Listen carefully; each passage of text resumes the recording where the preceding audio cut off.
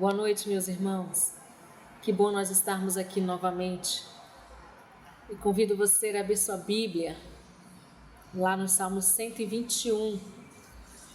Vamos ler esses versículos, esse capítulo todo, que diz assim, Salmo 121. Eleva os olhos para os montes. De onde me virá o socorro? O socorro vem do Senhor, que fez o céu e a terra. Ele não permitirá que os teus pés vacilem, não dormitará aquele que te guarda. É certo que não dormita, nem dorme o guarda de Israel. O Senhor é quem te guarda, o Senhor é a tua sombra, a tua direita. De dia não te molestará o sol, nem de noite a lua. Repita, o Senhor te guarda de todo mal, guardará a tua alma. O Senhor guardará a tua saída e a tua entrada desde agora e para sempre. Amém. Fechemos os nossos olhos. Vamos falar com Deus. Deus, muito obrigado, Senhor. Muito obrigado em sabermos que o Senhor é quem nos guarda. O Senhor é quem nos protege. O Senhor é quem nos livra do todo mal, meu Pai. O socorro vem do Senhor. Deus, nós queremos entregar as nossas vidas nas Tuas mãos e dizer, meu Pai, que sem Ti nada somos. Fica conosco nessa hora, nesse culto que nós apresentaremos ao Senhor. Que o Senhor se agrade dele, que o Senhor fale aos nossos corações, que o Senhor, que conhece todo o nosso ser, vê se há em nós, em mim, nos meus irmãos, algo que não te agrade e retira, meu Pai, porque nós queremos apresentar um perfeito louvor, uma perfeita adoração. Nós queremos andar contigo, Senhor. Fica conosco, Senhor. Fica conosco nessa noite, durante todo o dia, meu Pai. Permanece conosco durante toda a semana, Senhor. Não se afaste de nós. Protege-nos, Senhor, porque de Ti virá o socorro. O Senhor é o socorro bem presente.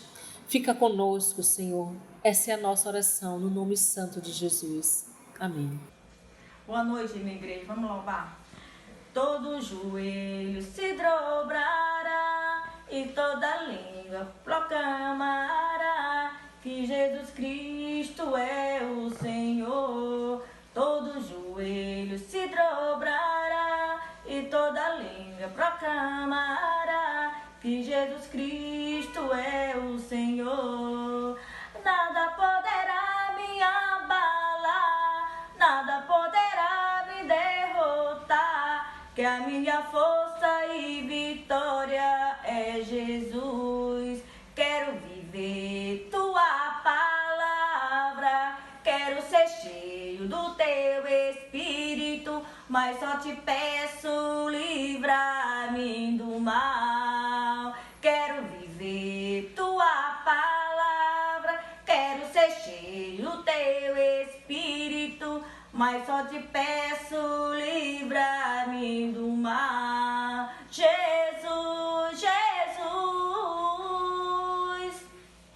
Vamos, neste momento, estar fazendo nossa oração pelos dízimos e ofertas que estão sendo enviados através de transferência bancária, ou aqueles que preferirem estar entregando nas mãos da tesoureira, né, da nossa amiga e irmã Eliette. Então vamos estar orando para que Deus possa estar nos abençoando, suprir nossas necessidades neste momento tão difícil, né, que estamos passando. Vamos orar. Senhor nosso Deus e nosso Pai, muito obrigado, Deus, porque até aqui o Senhor tem nos sustentado, até aqui o Senhor tem sido nosso braço forte, até aqui, Deus, o Senhor tem estado conosco, meu Pai.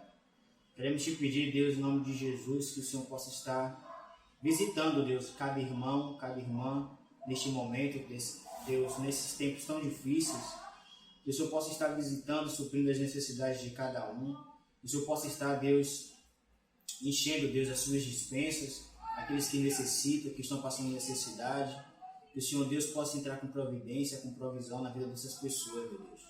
Abençoa também, meu Deus, a nossa igreja, os nossos irmãos, as nossas lideranças, o nosso pastor. O Senhor Deus possa estar com esses homens, com essas mulheres, Deus, nessa jornada que é tão difícil lidar com pessoas, lidar com rebanho, mas que o Senhor Deus é um Deus de amor, de providência. Tu és um Deus de bondade, meu Deus. Que o Senhor possa estar nos abençoando cada vez mais, sustentando a sua igreja, como assim o Senhor tem feito até aqui. Que o Senhor continue a sustentar a nossa igreja, nos nossos dízimos, com as nossas ofertas, com os nossos sacrifícios. Em nome do Senhor Jesus, meu Pai, nós possamos custear, Deus, continuar custeando esses custos que a igreja necessita, meu Deus, de luz, de água, para que a gente possa dar manutenção no Teu tempo, meu Pai. Em nome do Senhor Jesus, o Senhor Deus continue abençoando a cada irmão e irmã que estão aqui, neste momento, Deus, depositando, entregando com amor, Deus, com alegria. No nome do Senhor Jesus, que eu te agradeço, em nome do Pai, do Filho e do Espírito Santo. Amém. Tudo que Jesus conquistou na cruz é direito nosso, é nossa herança. Maior é o que está em nós do que aquele que está no mundo. Cantemos esse cântico louvando ao Senhor.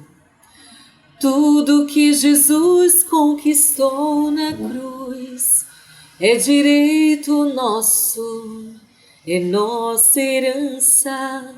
Todas as bênçãos de Deus para nós, tomamos posse, é nossa herança. Toda a vida, todo o poder, tudo que Deus tem para dar. Abrimos nossas vidas para receber e nada mais nos resistirá. Maior é o que está em nós do que o que está no mundo. Maior é o que está em nós do que o que está no mundo. Toda a vida, todo o poder, tudo que Deus tem para dar. Abrimos nossas vidas para receber e nada mais nos resistirá. Maior é o que está em nós do que o que está no mundo. Maior é o que está em nós do que o que está no mundo. Maior é o que está em nós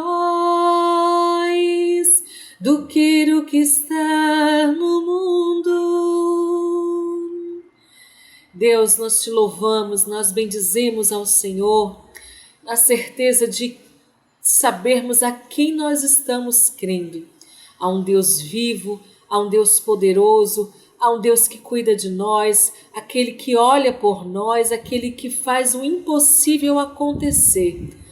Te louvamos, bendizemos ao Senhor.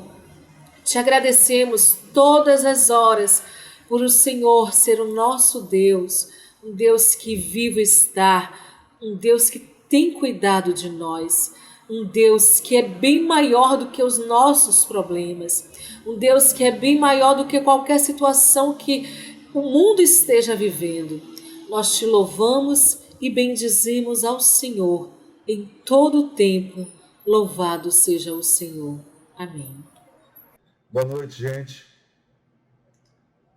Sejam todos bem-vindos a esse momento de compartilhar da palavra do Altíssimo no nosso culto deste domingo. Nós vamos ouvir o que Deus tem a nos dizer na Epístola de Tiago, capítulo de número 1, versículo 21 a 25. Nós estamos falando nos últimos domingos nessa epístola, que é uma epístola que serve para a gente como manual de espiritualidade sadia no mundo hostil ao Evangelho. É esse mundo que nós vivemos. É um manual de segurança, de sobrevivência para todo cristão. Tiago, capítulo 1, versículo 21 a 25, que nos diz o seguinte: portanto, despojando-vos de toda impureza e acúmulo de maldade, acolhei com mansidão a palavra em vós implantada, a qual é poderosa para salvar a vossa alma. Tornai-vos, pois, praticantes da palavra, e não somente ouvintes, enganando-vos a vós mesmos. Porque se alguém é ouvinte da palavra, apenas ouvinte, e não praticante, assemelha-se a um homem que contempla num espelho o seu rosto natural. Pois a si mesmo se contempla e se retira, e para logo se esquece de como era a sua aparência.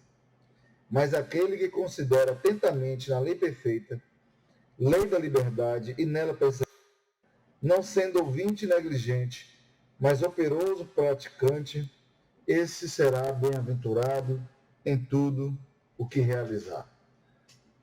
Só até aí nós estamos vendo nesse último domingo, né? Domingo passado, nós falamos sobre língua, boca pequena, ouvido grande, pavio curto. Aqui o escritor da epístola, Tiago, irmão de Jesus, já desde o versículo de número 19, ele começa a falar sobre a verdadeira religião. É óbvio que não é intenção de Tiago falar de religião, porque nós sabemos que religião, verdadeiramente, a nossa religião não é confissão, não é prática, não é tentativa do homem se religar a Deus. A religião nossa é o Evangelho. Mais adiante, ele vai dizer que a verdadeira religião é guardar-se incontaminado do mundo e visitar e cuidar e atender os pobres, os desamparados, as viúvas e os órfãos em suas tribulações. Mas ele quer falar aqui, na realidade, da verdadeira espiritualidade. E é essa espiritualidade que eu tenho conversado com vocês nos últimos domingos, nos nossos últimos encontros, que é uma carência fundamental, premente, urgente, crucial, nevrálgica da igreja. A igreja não tem carência de doutrina, gente. Doutrina tem muitas doutrinas. Como no judaísmo tinham muitas leis. A igreja não tem carência de estrutura física. São muitos edifícios, muitos templos. A igreja não tem carência de representatividade política. Aliás, a representatividade da igreja está, politicamente falando, está prejudicando ao invés de ajudar. A igreja não tem necessidade de dinheiro, nunca teve. O que eu tenho, eu vos dou. Em nome de Jesus, levanta e anda, porque eu não tenho nem prata nem ouro. Nós não temos isso. Disse Pedro e João, quando iam subir para a oração da hora nona, na porta formosa, para um homem que esmolava, para um coxo de nascença. A necessidade da igreja não é dinheiro, não é política, não é instituição, não é doutrina. A igreja não precisa de mais sistematização de doutrina. Já tem até demais. É doutrina para tudo. É doutrina para batizar, é doutrina para receber, é doutrina para sepultar, é doutrina do porvir, é doutrina do que já passou, do que está vivendo. A necessidade da igreja é a encarnação de Cristo em nossas vidas. E eu pareço repetitivo, mas eu não posso tocar em outro assunto, a não ser esse. É isso que vai mudar a história da igreja. É isso que muda a história da nação. No nosso último encontro, da palavra, na sexta-feira, alguém me perguntou: pastor, o que o senhor acha sobre gente que apoia a violência? Gente que apoia um regime ditatorial? É estupidez, é loucura, porque a nossa luta não é contra a carne nem contra o sangue. A nossa luta é contra os principados e potestades. Quando a igreja da Romênia estava sendo oprimida por um opressor, Nicolau Ceausescu, um maligno, endemoniado, a igreja foi para a praça, com tochas na mão, com velas na mão, dizendo: Deus existe, Deus existe, Deus existe, e o maligno caiu. Não precisou ninguém pegar em arma, não precisou um crente dar um murro, não precisou um crente dar um tiro.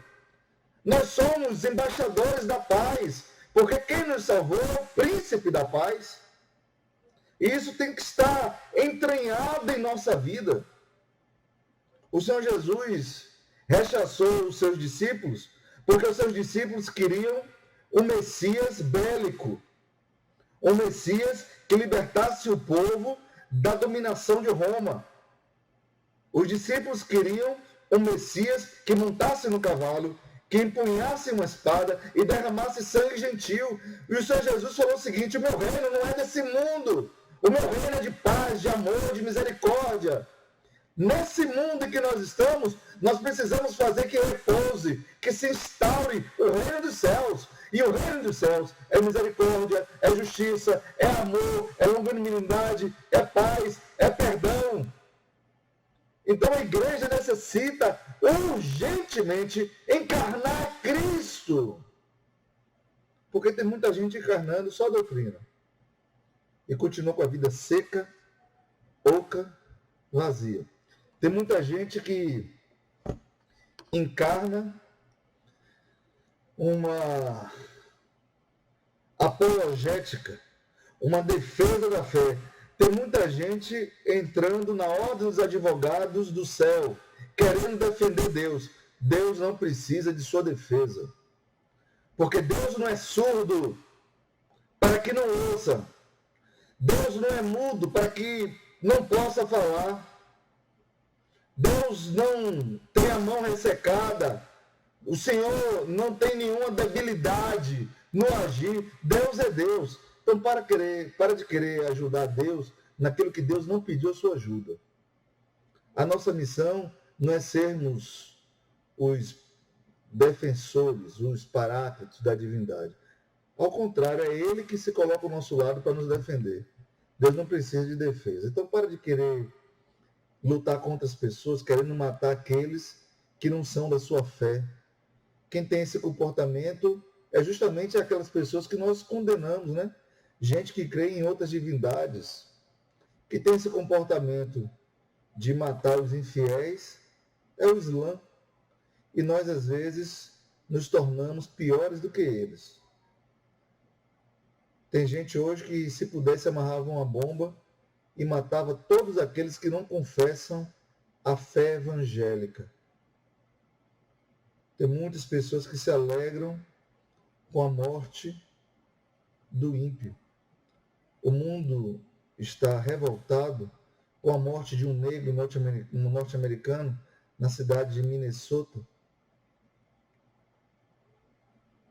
Um negro que foi assassinado diante das câmeras. Um homem que pediu para respirar. Ele falou, I can breathe. Eu não consigo respirar. Várias vezes, I can breathe.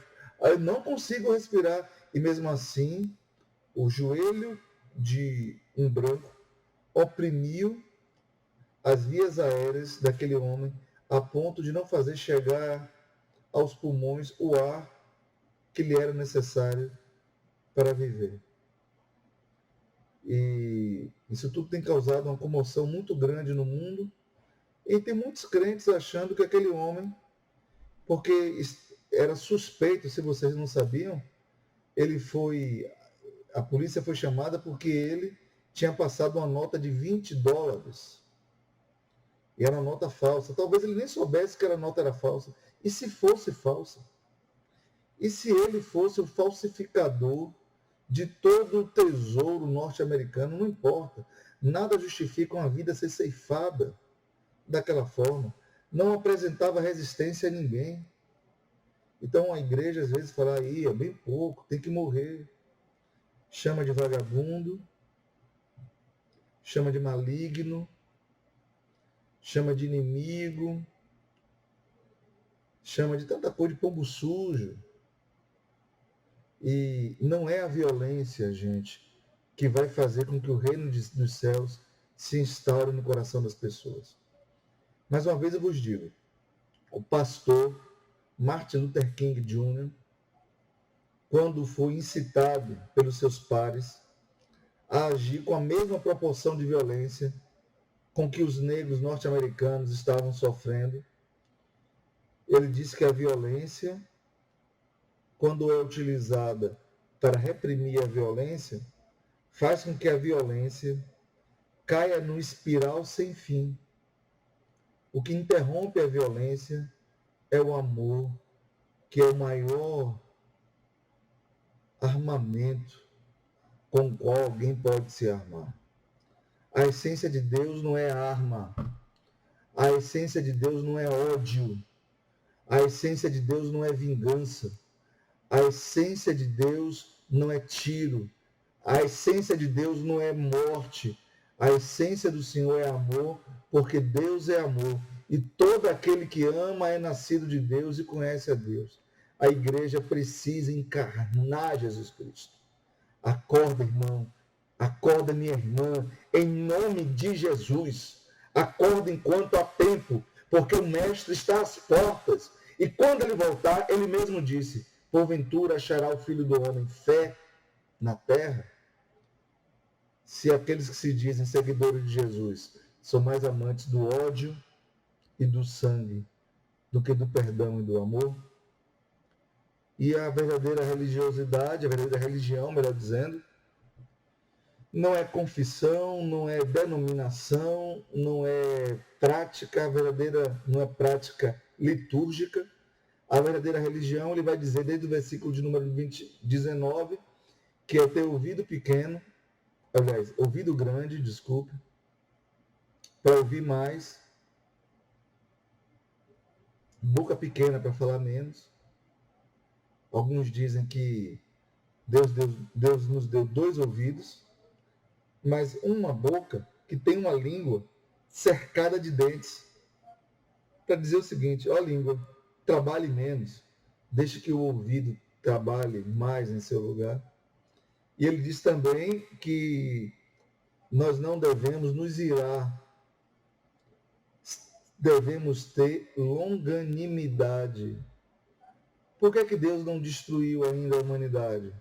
Porque o amor de Deus alcança o ser humano até 1000 gerações.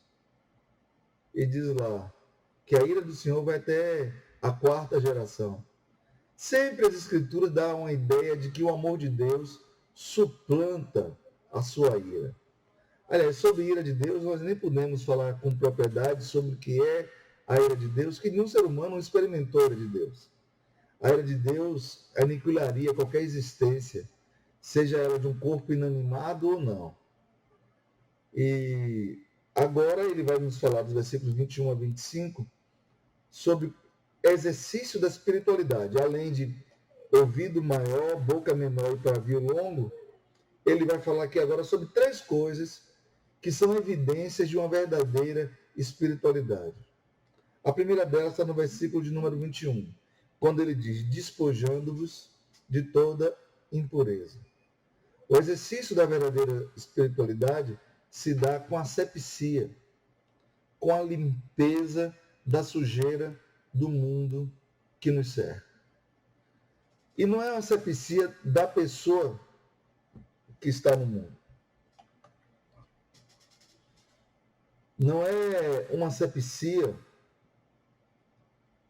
de gente, mas é uma asepsia de conceitos. É por isso que fala aqui de impureza e acúmulo de maldade, no versículo de número 21. Nós devemos nos purificar, nos lavar as mãos. Quem, Senhor, há de subir no teu santo lugar? Quem há de habitar no teu santo templo? Aquele que é puro de mãos e limpo de coração. Essa asepsia é essencial dos filhos de Deus.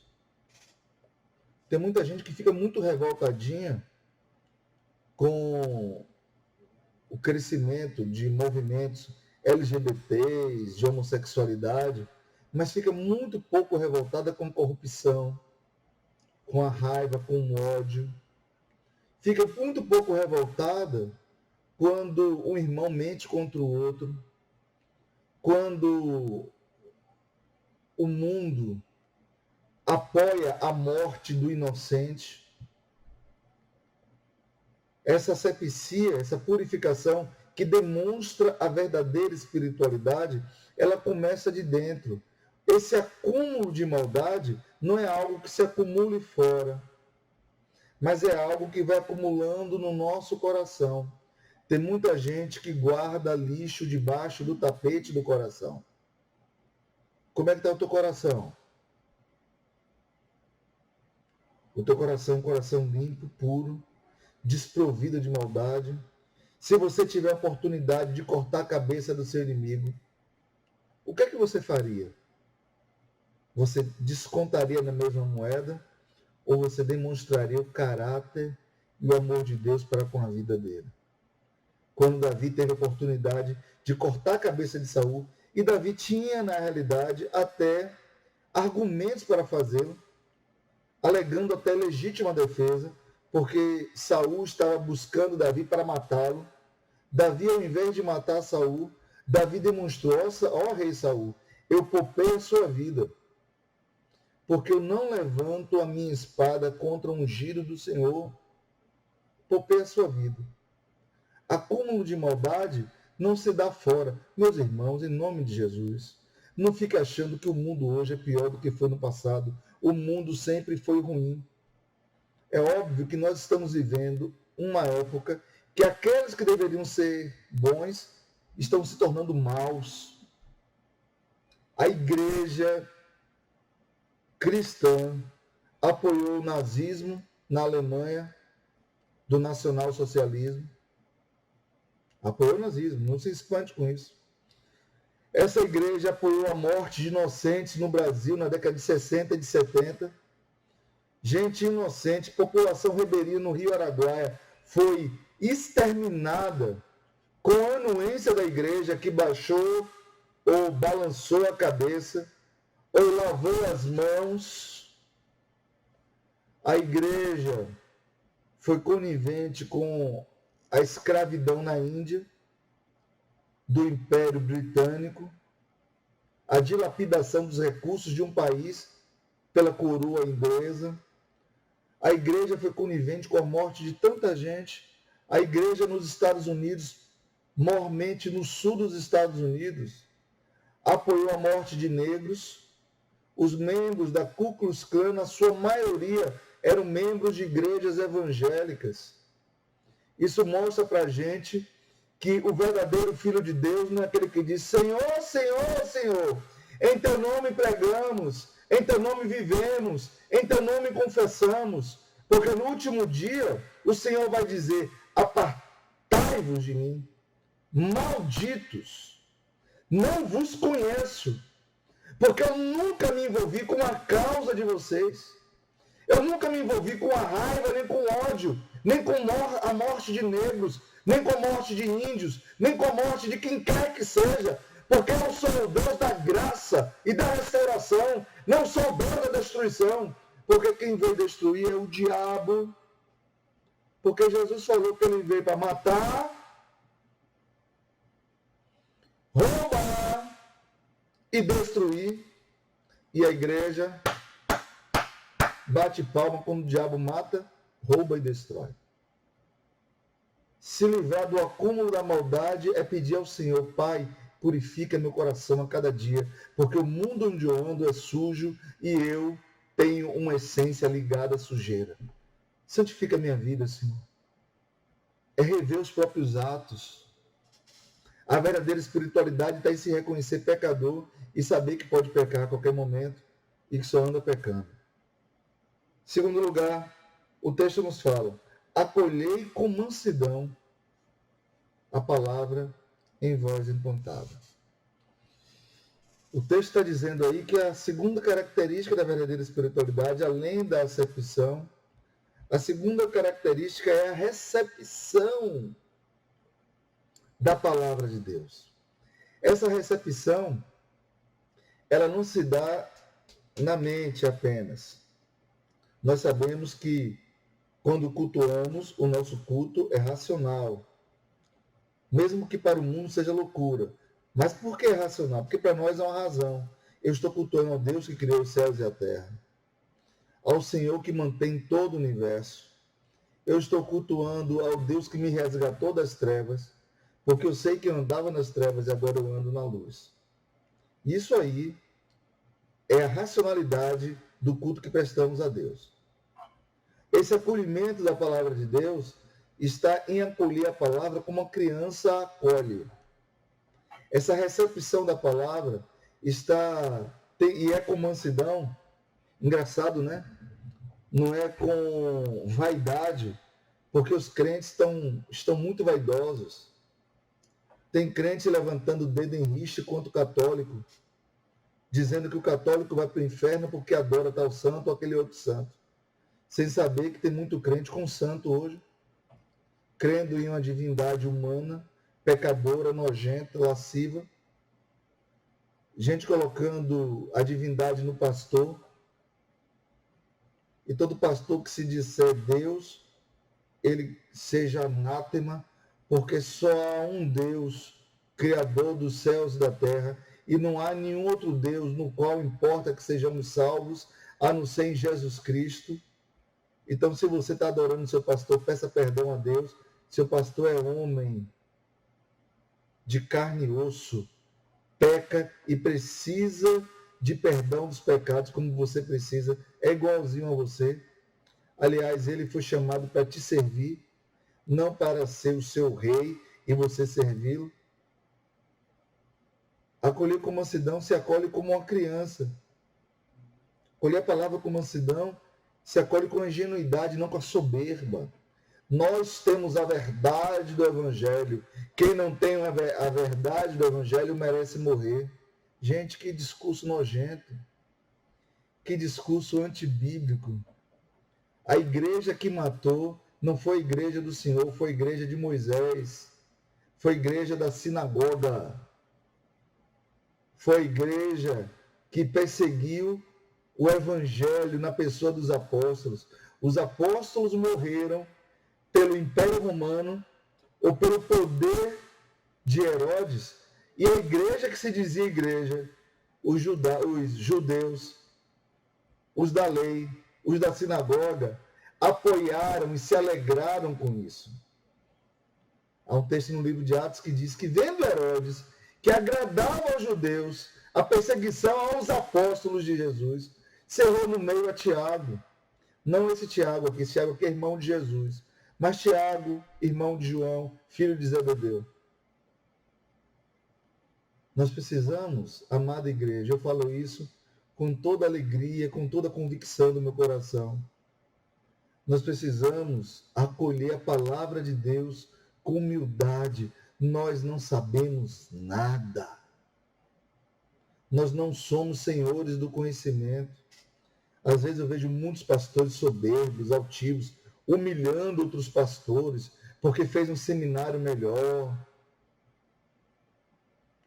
Eu acho que não há nenhum seminário teológico protestante que seja mais profundo, longevo e difícil do que o seminário da Igreja Católica Apostólica Romana. São 9 anos de estudo intenso, estudando latim, aramaico, hebraico, estudando filosofia, sociologia, história, de forma profunda. Não é o seminário que diz se o crente é melhor ou se ele é pior. Não é o tempo que você tem na igreja. Acolhei com mansidão a palavra de Deus. É coração manso, sabendo que a palavra de Deus é uma bênção, uma dádiva para a minha vida. Terceiro e último lugar, Tiago nos diz que além do acolhimento, da recepção, além da purificação da vida, da recepção da palavra, eu preciso também me tornar a encarnação da palavra. Diz aí, tornai-vos praticante da palavra e não meramente ouvinte. Se Tiago diz que a gente deve ouvir mais do que falar, ele fala nos versículos anteriores. Agora ele diz que ouvir a palavra só não adianta. Porque de ouvir a palavra, de conhecer a palavra, o diabo, o inimigo de nossas almas, ouve, conhece mais do que eu e você. A prática da palavra, a encarnação da palavra, é que é um elemento crucial, fundamental, essencial da verdadeira espiritualidade. Não é o nosso conhecimento que no último dia vai nos dignificar, nos diferenciar diante do trono do Altíssimo, diante do trono do juiz de toda a terra. Ele não vai perguntar assim: quantos salmos você decorou? Quantos versículos você memorizou? Quantas vezes você leu a Bíblia? Essa semana eu vi um vídeo aí, me perdoe se alguém passou esse vídeo, não sei se foi da nossa igreja ou de outro lugar. Uma mulher que copiou a Bíblia toda. Não sei quantas 10 anos copiando a Bíblia. E ela falava aquilo com alegria, um contentamento. Eu copiei a Bíblia, o papel era pequeno, agora o papel está maior, porque eu não achei mais o papel, eu copiei a Bíblia toda. Minha irmã, eu não sei se ela está me ouvindo, parabéns, a senhora se dedicou à leitura da palavra, se dedicou até a memorizá-la escrevendo, porque quem escreve, quem lê e escreve, memoriza mais. Mas, minha irmã, se essa palavra não for a sua vida, por favor, pegue esse livro aí que a senhora escreveu, não sei quantas 1000 páginas, bote álcool, não precisa botar álcool em gel não, que álcool em gel tem falta, mas bote qualquer álcool aí, toque fogo, qualquer combustível, porque não vai adiantar de nada, meu irmão. Não vai servir para nada, a não ser para um soberbo, uma vanglória. Eu copiei a Bíblia toda, eu decorei a Bíblia. O Senhor resiste ao soberbo. Não estou dizendo que a irmã foi soberba. A irmã talvez tenha feito na maior humildade do mundo. Que Deus abençoe por isso. Mas só que no dia do juízo, nada disso vai fazer diferença. O Senhor não vai perguntar quantas vezes eu dobrei o joelho, mas o Senhor vai perguntar quantas vezes eu me dobrei para ouvir o clamor de quem estava sofrendo. O Senhor vai me perguntar quantas vezes eu atendi a necessidade do carente e do pobre. Deus vai nos perguntar quantas vezes o irmão que está chorando, eu fui um ombro amigo para enxugar as suas lágrimas. A prática da palavra de Deus me tira de uma vida dúbia. Nessa mesma epístola, Tiago vai falar com um homem de ânimo dobre. É semelhante, ele utiliza outra figura de linguagem, não é espelho, mas é semelhante à onda do mar. Vai e volta, cheio de altos e baixos. Sabe por que os crentes estão tão carentes de culto? Porque os crentes não têm culto na vida. É por isso que tem que ir para o culto, para a liturgia, para aumentar o ânimo. Porque o ânimo fica subindo e descendo, porque é muito mais ouvinte do que praticante. E é justamente por ser ouvinte que na hora do culto que ouve, é que o ânimo aumenta. Mas logo diante, sai dali e se esquece como era a sua face. E aí precisa de culto. O culto que eu estou falando é esse culto convencional, esse ajuntamento. No início do isolamento, eu achava que alguns crentes iam cometer o suicídio. Oh, meu Deus, não temos culto, estamos sendo perseguidos, precisamos de culto. Precisa não, irmão. O culto é importante para o relacionamento com o próximo, para se alimentar e exercer a palavra de Deus. Porque se você não tiver culto na vida, não vá para a igreja. Se sua vida não for um culto, onde quer que você esteja, não vá para a igreja. A igreja é onde quer que eu esteja. Onde estiverem 2 ou 3 reunidos em meu nome, ali eu estou com ele, onde estiverem. O Senhor não falou assim, naquele endereço, onde se reúne minha igreja, no bairro da Pituba, no bairro de Patamares, no bairro da Boca do Rio. Não. Onde estiverem 2 ou 3, ali é a igreja, eu estou com eles. Então, antes de querer culto, seja culto. Encarne a palavra de Deus na sua vida. Então, nessa noite, eu falei para Benício, o dono desse estúdio aqui, que a minha palavra hoje teria 10 minutos. Eu não sei mais quantos minutos tem, não está dando para ver aqui, esse aplicativo chique dele, não sei quantos minutos tem, Mas o que eu sei é o que eu tinha para falar para vocês hoje. Eu tenho plena convicção, é o que Deus tem para alimentar a você nesta noite que me ouve. Nós precisamos de purificação. Nós precisamos de recepção da palavra com mansidão. E nós precisamos de encarnação da palavra de Deus. Está reclamando do marido, está reclamando do filho, está reclamando da sociedade que está ruim. Muitos reclamaram, mas ao invés de ficar reclamando, murmurando, muitos tomaram a decisão de ser sal da terra e luz do mundo. Que a palavra de Deus na sua vida não esteja na mente, mas esteja em tudo que você fizer. No seu andar, no seu ouvir, no seu falar e no seu viver. Que o Senhor nos abençoe. Vamos orar?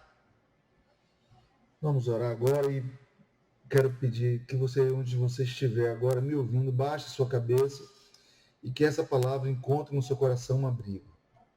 Logo após a oração, eu vou impetrar a Santa Ceia do Senhor, lembrando que amanhã, 18 horas, nós temos a oração da noite e terça-feira temos culto de oração, tá bom?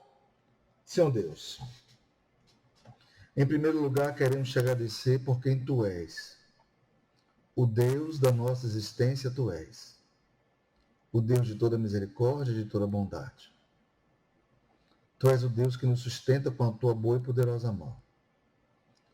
Quero te pedir que essa pessoa que me ouve agora no seu lar ou no seu trabalho, onde quer que ela esteja, Pai querido, que ela seja visitada e tocada pelo poder do Teu Santo Espírito. Que ela seja tocada pelo poder da cruz do Calvário, que nos faz muito além de ouvintes, acima de tudo, praticantes, encarnados da Tua palavra. Que a nossa vida seja a vida de Cristo. Que iluminemos, salguemos. E que o nosso andar seja de viver e não de morrer. Que as nossas palavras sejam para viver e não palavras para morrer. Que a boa e poderosa mão do Senhor alcance cada lar, cada família que me ouve nesta noite. E que o Senhor perdoe os nossos pecados, Pai. Se muitas vezes tivemos uma religião vã, tola, boba, religião de rótulo, de marca, de slogan, religião da instituição, sem ser a religião da encarnação do Filho de Deus. Que o nosso viver seja Cristo, como nos disse o apóstolo Paulo. O morrer é lucro, o viver é Cristo. Isso é o Evangelho, Pai. É o cristianismo. Nos abençoe em nome de Jesus. E agora, amados do meu Pai, que a graça maravilhosa do nosso Senhor e Salvador, que se encarnou, Jesus Cristo, o amor do nosso Deus, o amado Pai, que deu o seu Filho para morrer por nós na cruz do Calvário, a consolação, a comunhão daquele que está conosco para todo sempre, o Espírito Santo, seja sobre cada um de vós e sobre todo o povo de Deus espalhado na face da terra, hoje e para todo sempre. Amém. Que Deus abençoe a todos. Uma boa noite. Fiquem com Deus. E que amanhã, segunda-feira, o nosso coração esteja cheio da presença do Senhor. E seja assim não só amanhã, mas desde já e para todo sempre. Até a oração da noite, amanhã, às 18 horas. Um beijo. Au revoir. Fique com o Senhor.